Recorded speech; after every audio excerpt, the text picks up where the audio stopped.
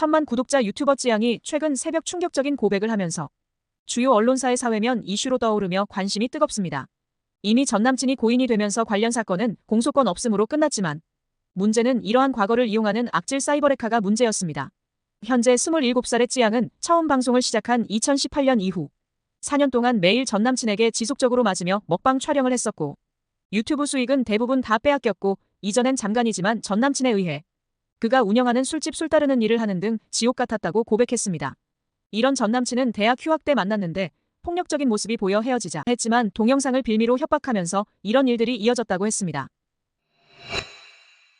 먹방 전문 유튜버로 유명한 방송인 찌양은 먹는 음식의 양이 엄청난데도 살이 찌지 않는 대표적인 체질의 먹방 유튜버로 유명합니다.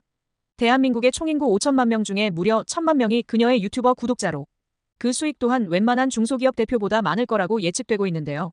방송 5년 만에 구독자 1,000만 명을 넘은 그녀의 채널 성장은 놀랍습니다. 불과 1년 만에 10만을 달성했고 이후 3개월 만에 200만 명을 넘었으며 2021년 300만 명, 2023년 800만 명, 2023년 12월 마침내 900만 명을 넘어 올해 현충일 구독자 1,000만 명을 달성했습니다. 찌양의 이러한 채널 성장의 이유는 단순히 160cm라는 작은 체구에 엄청난 대식가라는 측면 외에 그녀의 남다른 행적의 영향이 컸습니다. 전 남친에게 맞으면서 방송하던 22 나이대에도 복지원에 남모르게 매달 300만 원을 정기 후원했던 사실이 뒤늦게 밝혀지기도 했고 저소득층의 암 환자를 위해 기부하고 그곳에서 환자식을 함께 먹기도 하고 명절에 집에 못 가는 35명의 소방관을 위해 명절 음식을 만들어주는 등 따뜻한 사회적 활동 등을 꾸준히 이어온 찌양은 팬들의 두터운 지지와 새로운 시청자의 급속한 증가로 이어진 것으로 분석되고 있습니다. 3년 전 남모르게 지원받았던 상록 보육원 원장은 당시 그녀에 대해 진짜 22이면 어린 나이잖느냐 그런데 말 하나하나가 배울 점이 많았다며 당시 보육원 29명의 아이들에 들어가는 315만 7천 원을 매달 정기적으로 후원해 주었고 봉사도 하게 해달라며 부탁했다면서 찌양이 자기는 돈을 많이 벌지만 이 돈이 노동의 대가라고 생각하지 않는다. 자기를 응원해주는 사람이 후원해준 거라며 이 후원비를 자기가 다 쓸 수 없고 사회에 환원해야 한다고 말했다며 당시 찌양의 모습을 대견스러워했습니다. 전 남친으로부터 4년 내내 험한 손찌검을 받으며 방송을 했던 찌양은 우산으로도 맞고 두꺼운 몽둥이로도 얼굴을 제외하고 맞았다고 고백했습니다. 방송 자체도 전 남친이 대표이사가 돼서 모든 수익을 다 관리했기 때문에 자신은 얼마나 버는지 전혀 알 수 없었고 주는 대로 받았다는 것입니다. 계약도 7대3으로 불공정 계약이었지만 이마저도 지켜지지 않았으며 동영상 유포를 부모에게 알리겠다며 협박을 해서 저항하지 못했다면서 그런데 급기야는 전 남친이 주변 인물들에게도 자신의 험담을 하면서 그 입막음까지 해야 했는데 결국 소속사 직원들 도움으로 신고했다는 것입니다. 전 남친은 형사고소로 조사를 받던 중에 스스로 세상을 떠나게 되면서 공소권 없음으로 종결되며 지옥 같았던 4년이 끝을 맺게 됐다고 밝혔습니다. 갑작스런 전 남친의 부존재로 인해 찌양은 계약서상으로 빼앗긴 금액이 적어도 40억 정도였다고 하며 다 탕진되어 극히 일부만 환수됐다고 합니다. 그런데 불과 전 남친과의 악연이 끝나고 심신의 상처가 아물기도 전에 찌양의 과거사와 관련한 사이버레카들의 악행이 도마에 올랐습니다. 과거사를 감추고 싶어하는 약점을 두고 악질 사이버레카 채널들에 의해 현재 찌양이 돈을 뜯기는 정황이 담긴 녹취록이 공개된 것입니다. 이들 사이버레카들은 연예인이나 유명인의 치부를 영상으로 편집해서 악의적으로 수익을 버는 유튜버를 별칭하는 명칭입니다. 녹취록에 의하면 이들은 찌양 채널을 황금알을 낳는 거위라고 표현하며 자신들의 채널을 지키면서 얼마 선에서 찌양과 논의할지 등을 논했습니다. 찌양을 위압하던 대표적인 사이버레카들은 언론의 채널명이 공개된 상태며 이들은 자기들 채널에서 말도 안 되는 변명을 늘어놓고 있는 상황입니다. 검찰은 관련 사이버레카들을 강력하게 조사할 예정이라고 밝혔고 정치권에서도 심각한 사회 문제로 보고 대응에 나설 것이라고 말했습니다. 찌양의 법률 대리인은 한 종편 뉴스 방송사에서 찌양의 상태와 찌양이 피해 사실을 고백하게 된 이유를 설명했습니다.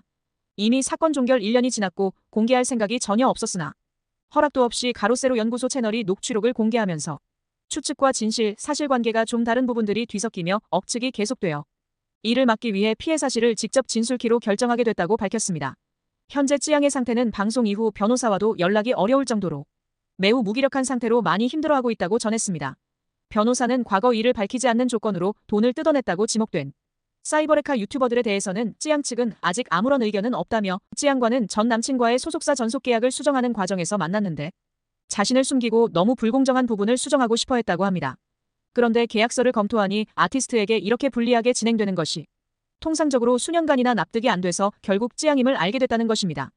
찌양은 당시에도 전 남친을 고소할 생각이 없다고 했고 피해 사실이 알려지면 직원들이 피해를 입을 수 있기 때문에 전 남친의 폭행 등을 감수하는 게 낫다는 입장이었는데 변호사가 보기에 찌양이 뭔가 이성적으로 올바른 판단을 못하는 상태라는 생각이 들어서 그때부터 수차례 찌양과 소속사 직원들과 면담을 하면서 결국 전 남친을 법적 조치를 해야겠다는 결심을 하게 됐다고 했습니다. 찌양의 변호사는 전 남친 A씨를 2022년 11월쯤 고소했고 사건의 불송치 결정은 2023년 3월 4월쯤이었다고 말했습니다. 한편 찌양의 고백 이후 찌양 채널의 구독자는 하루 만에 30만 명이 증가했고 찌양을 위로하며 살아줘서 고맙다는 응원 댓글 등이 이어지고 있습니다.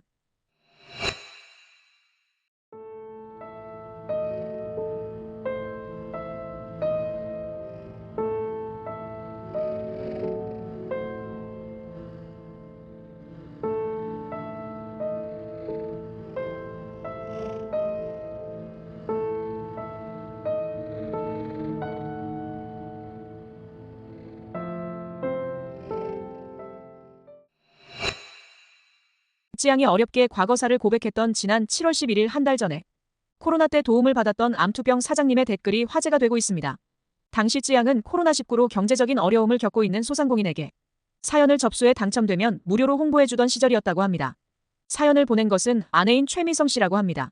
이들 부부는 연애할 때 남편이 지방육종이라는 희귀암이 발생했지만 26세에 결혼해 자녀를 낳고 행복한 가정을 꾸렸다고 하며 남편의 건강이 계속 나아지지 않아 수술만 5번이나 했고 결국 남편은 건강상 화물차 운전을 접고 치킨 가게를 차렸는데 얼마 되지 않아 코로나19가 터졌다는 것입니다.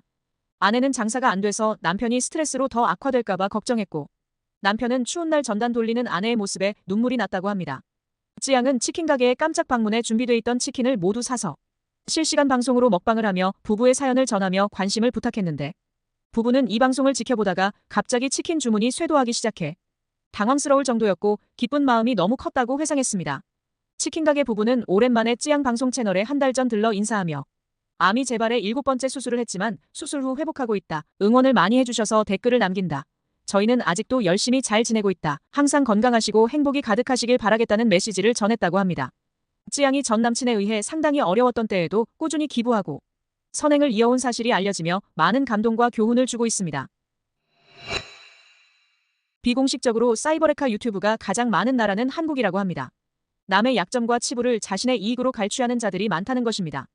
그러나 근본적으로는 이러한 폐악적이고 자극적인 영상을 탐하고 즐기는 시청자들의 수준과 존재가 더 큰 사회적인 문제라는 지적도 나옵니다.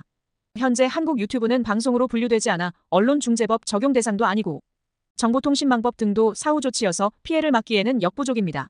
전문가들은 유튜브의 사회적 영향력을 고려해 강력한 규제 방안을 마련하고 간편하고 신속한 신고 시스템을 구축해 최고치의 제재를 강조하고 있습니다.